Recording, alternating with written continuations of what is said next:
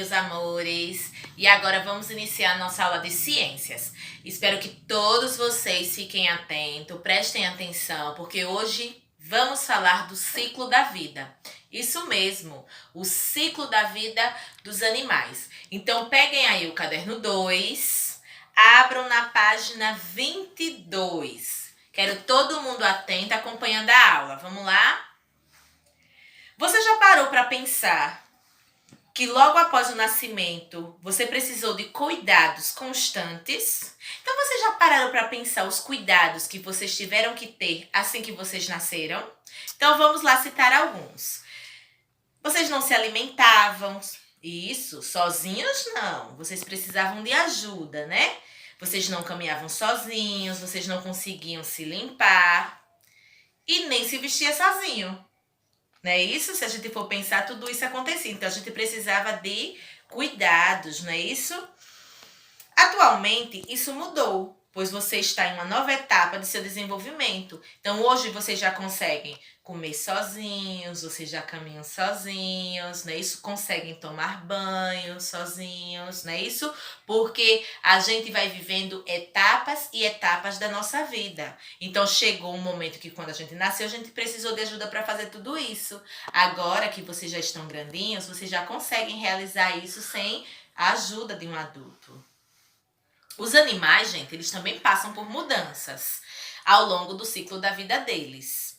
Ao longo dessa unidade, teremos a oportunidade de conhecer como ocorre a reprodução dos animais, como eles nascem e as mudanças na fase do ciclo da vida de alguns deles, inclusive dos seres humanos. Vamos lá? Então vamos estudar um pouco sobre isso? Então vamos lá. Como os animais se reproduzem e nascem? Por meio da reprodução, os animais geram filhotes, que poderão crescer e também formar novos indivíduos.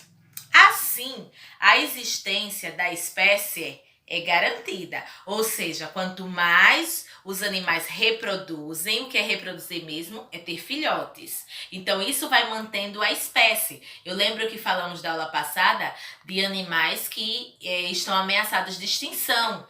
Então, como eles vão reproduzindo, tendo sempre filhotes, eles vão mantendo a espécie. Eles produzem células especiais. E sabe como são chamadas essas células? De gametas. Isso mesmo. O nome das células que os animais reproduzem para poderem gerar filhotes é chamado de gametas. Não esqueçam que quando se unem, eles podem formar um novo ser vivo. A união dos gametas pode acontecer dentro do corpo da fêmea, que nesse caso recebe o nome de fecundação interna. Então, quando esse gameta ele reproduz dentro do organismo da fêmea, dentro do corpo da fêmea, isso é chamado de fecundação interna. Não esqueçam. Passem aí o marca-texto nessa parte, que é muito importante para vocês não esquecerem. Ou também os gametas, eles podem se fecundarem, no caso, no ambiente. E quando é no ambiente, é chamado de fecundação externa. Então, lembrando, se for no organismo da fêmea, fecundação interna, de interior, dentro. Se for no ambiente, né, fora do corpo da fêmea, será chamada de fecundação externa, certo? Ou seja, fora do corpo. Então, vocês estão vendo aí no livro de vocês a joaninha. Então, vocês estão vendo a joaninha macho e a fêmea. Então, a fecundação interna ocorre quando o macho deposita seus gametas no interior do corpo da fêmea. Então, o que é que acontece? A joaninha está o macho e a fêmea. Então, o macho, ele deposita os gametas na parte do corpo, na parte de dentro do corpo da joaninha fêmea. Isso é chamado de fecundação interna. Ao lado, vocês já estão vendo os peixes. Os peixes, eles não têm uma fecundação interna, eles têm uma fecundação externa. Os machos e as fêmeas, eles depositam seus gametas nas águas. Isso, onde eles se unirão para formar um novo indivíduo. Então, olha como é diferente. Então, como eu vinha dizendo, gente, a joaninha macho, ela deposita seus gametas no interior do corpo da joaninha fêmea, formando assim um novo ser, né? Porque os óvulos, eles se unem. Já os peixes, não. Os peixes, eles depositam os gametas na água.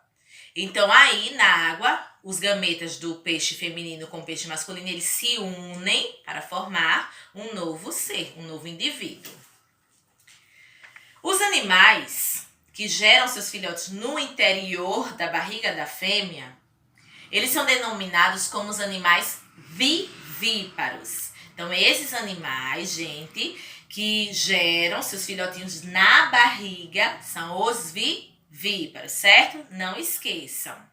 É o caso dos cachorros, dos gatos, dos gambás, das baleias, dos coelhos e nós, os seres humanos, tá bom?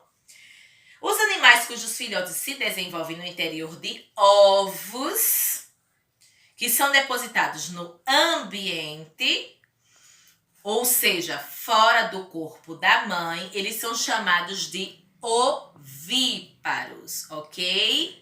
Não esqueçam, aqueles que geram na barriga da mãe são os vivíparos, aqueles que geram os ovos, né? Depositam os ovos no ambiente, eles são chamados de ovíparos. É o caso das aves, dos jacarés, das tartarugas, dos sapos e da maioria dos peixes e dos insetos. Ok? Vamos para a página 23. Então, aí na página 23, vocês estão vendo aí uma imagem com o exemplo dos porcos. E os porcos, eles são o quê? Eles são mamíferos. E por que são classificados como mamíferos? Porque além de serem gerados na barriga da mãe, eles mamam. Então, essa característica de serem gerados no corpo, dentro do corpo da mamãe, então eles são chamados de vivíparos, ok? Os filhotes se desenvolvem dentro da barriga da mãe. Ao lado nós temos o frango. E o frango, ele é o quê? Uma ave. Então, é um exemplo de animal ovíparo. Já vem do nome, é ovíparo, que vem de ovo. Ou seja, eles não são gerados dentro da barriga da mãe, certo? A fêmea, ela deposita os ovos no ambiente e os filhotes nascem sozinhos, certo? Deu para entender? Então, os animais que são gerados na barriga da mamãe são os vivíparos. Os animais que nascem de ovos, que são depositados no ambiente, esses são os ovíparos, certo? Há também animais, gente, que produzem ovos que são mantidos no interior do corpo da fêmea, sabia? Isso ocorre com alguns tubarões, algumas serpentes e escorpiões. Esses animais, eles são denominados de ovovivíparos. Então, como são diferentes? Vocês poderiam perguntar para a tia assim: "Ô tia, eu pensei que os ovos, eles não podiam estar dentro da barriga da mãe, não, tem os ovos só no ambiente." Mas existem as exceções, né? Então, existem animais que nascem de ovos, só que esses ovos, eles ficam dentro do organismo, dentro do corpo da mãe, que é, como o tia acabou de falar, alguns tubarões, algumas serpentes, né? Isso, alguns escorpiões. Então, eles são chamados de ovovivíparos. Então, é a mistura de ovíparos com vivíparos. Ovovivíparos, certo? Então, não pode esquecer. Se tiver qualquer dúvida, abra o livrinho, dê uma lidazinha, certo? Ou tira a dúvida com a tia, certo? Pelo WhatsApp. Então, olha aí o desafio. Olha o que aqui pergunta o desafio. Em que situação os filhotes estão mais bem protegidos? O que é que vocês acham? Será que eles estão mais bem protegidos em ovos depositados no ambiente? Ou no interior do corpo da mãe? Então, pensem aí e respondam, certo? Agora, tia Érica colocou alguns exemplos aí no slide para vocês verificarem de tudo isso que a gente acabou de falar. E depois que vocês verificarem esses exemplos, estudem o conteúdo, porque hoje não tem tarefinha para casa, certo? Mas aí vocês terão a missão de lerem o conteúdo para não ter mais dúvidas, certo? Então, beijo e preste atenção no slide a seguir. Temos aqui o ciclo da vida. O ciclo da vida de uma borboleta, onde ela primeiro deposita os ovos. O segundo passo é transformar-se em uma lagarta, passando depois a transformar-se em um casulo e finalmente em uma borboleta. Esse é o ciclo da vida da borboleta, ok? Agora nós temos o ciclo da vida do sapo, onde primeiro deposita-se os óvulos, passa a ser um embrião, depois um girino, depois transforma-se em um sapo jovem, finalmente um sapo adulto. Esse é o ciclo do sapo, né? Ciclo da vida do sapo. Fecundação interna.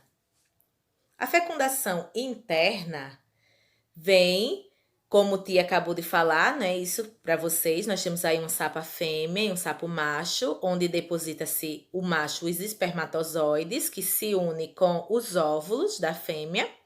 Esse ovo que foi transformado, um ovo fecundado, ele passa a ser protegido por uma cápsula gelatinosa, onde se transforma em um embrião, passando a ser um girino, depois passa por uma metamorfose, a metamorfose completa passando a ser um sapo adulto. Fecundação externa. A fecundação externa já é diferente. O peixe fêmea, que é esse do símbolo rosinho, deposita-se os óvulos na água, onde o peixe macho também deposita-se os seus gametas, não é isso? Na água, onde eles fecundam. Então, isso é fora. Ovíparos. Os ovíparos são exemplos, não é isso? De animais que nascem de ovos, como vocês estão vendo aí, alguns exemplos da tartaruga, não é isso? Nascendo de ovos. Os vivíparos. Vivíparos são animais que se desenvolvem dentro da barriga da mãe, como vocês estão vendo aí, um exemplo do ser humano. Mas também temos os animais como gatos, cachorros, cavalos, não é isso? Girafa, elefante e muitos outros animais que passam por essa fecundação dentro do corpo. Ovovivíparo. Vamos agora estudar o ovovivíparo. Temos aí exemplos de ovovivíparos como serpentes, escorpiões e alguns tubarões. Bons estudos, não segue tarefa.